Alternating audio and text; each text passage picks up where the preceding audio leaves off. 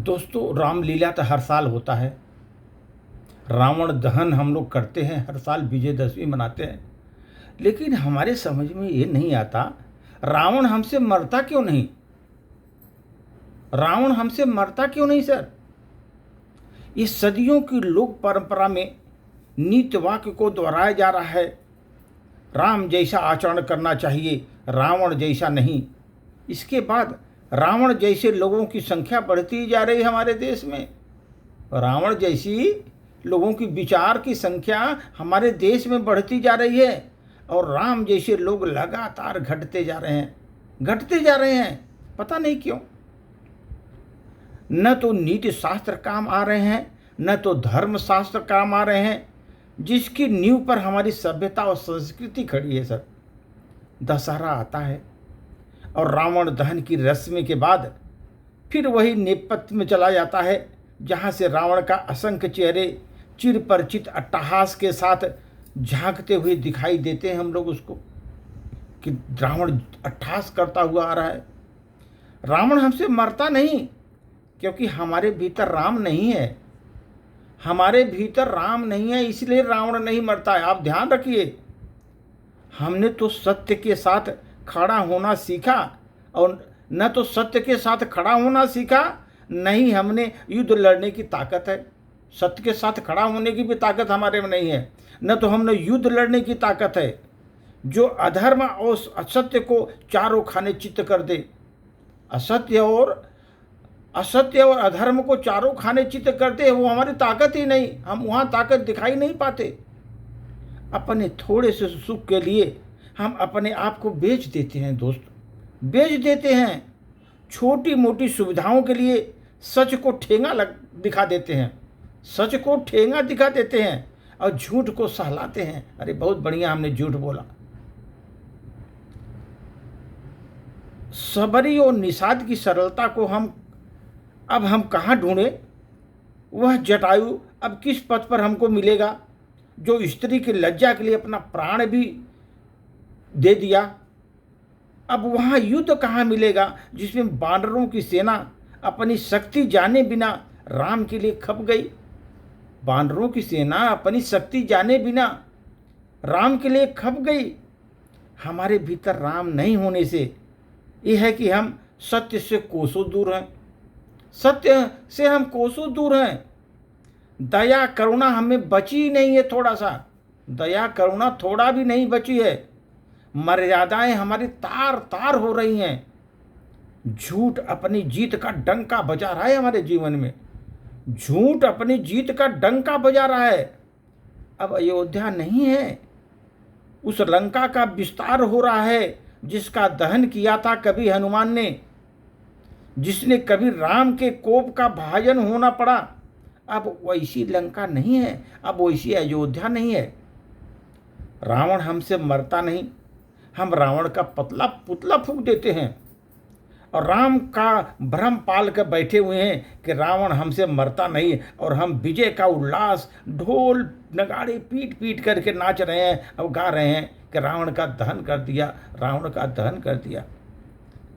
सचमुच रावण मर जाता है, हमें तो पुतला जलाने की आवश्यकता खाली होती है। रावण मरता नहीं, पुतला खाली जला देते हैं।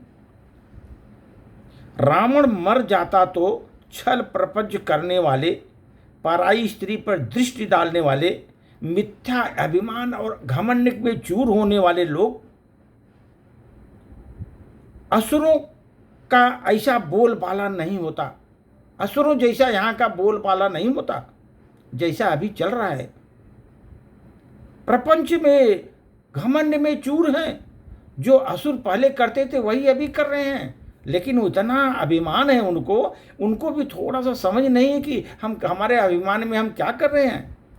राम ने जब रावण का संहार किया, तब जो विजय मिली थी वह पशुता पर मनुष्यता की विजय थी, पशुता पर मनुष्यता की विजय थी, सत्य की विजय थी, धर्म की विजय थी, आस्था और आत्मशक्ति की विजय थी। युग युगांतर में जो रावण मरता है, उसका उल्लास और स्मृतियों में जीवित बनाए रखने के लिए, इसलिए प्राचीन ऋषियों ने ये अनुपम दशहरा का हमें उपहार दिया हुआ है।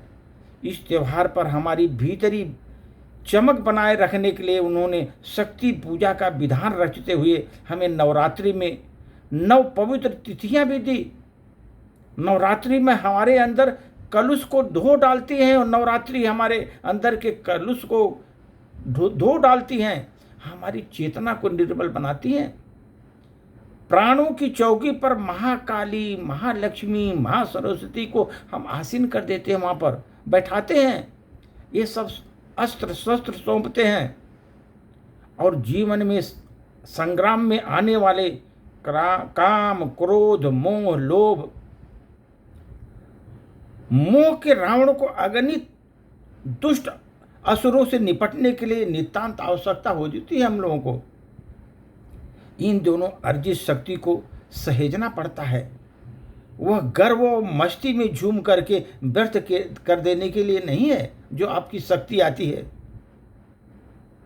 जब रावण सामने खड़ा होगा तब आप या तो दुम दबाकर भाग खड़े होंगे या सदा उसके ही हो जाएंगे। अभी ऐसा है सर, अगर रावण खड़ा हो जाए सामने, या तो आप दुम दबाकर भाग जाओगे या तो फिर सदा के लिए उसी का बन जाओगे। ऐसी स्थिति है हमारे देश की। दोस्तों ये समझो, आप रावण मरे या न मरे यह महत्वपूर्ण नहीं है हमारे जीवन में।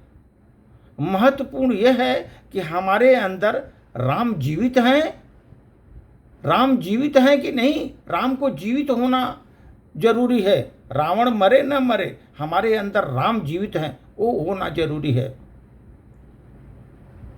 रावण का दहन मनोरंजन का विषय हो सकता है दोस्तों, लेकिन आपके अंदर श्री राम की जीवन होना, श्री राम का जीवन होना, जीवित होना आपके अंदर में आपके धर्म का विषय है। धर्म की विजय है, धर्म का विजय है सर। आपके अंदर श्री राम का जीवित होना, आपके अंदर अंतरात्मा में आपके धर्म का विजय है, धर्म का विषय है। इसलिए ये रावण का दहन मनोरंजन का विषय आपके जीवन में हो सकता है, लेकिन आपके अंदर श्री राम जी का जीवित होना अंदर आपके धर्म का विषय बना हुआ है सर। इसलिए आप लोग अपने अंदर के रावण को जलाओ, अब खत्म करो अंदर में जो आपका काम, क्रोध, लोभ जो बताया है ना, वो सब जितनी बुराइयां अंदर से खत्म करो। अपने अंदर में राममय बनाओ, राममय बनाओ। आप देखो कितना सुंदर वातावरण हो जाता है, ये दुनिया स्वर्ग बन जाती है। अयोध्या जैसी थी वैसी हो जाएगी। धन्यवाद।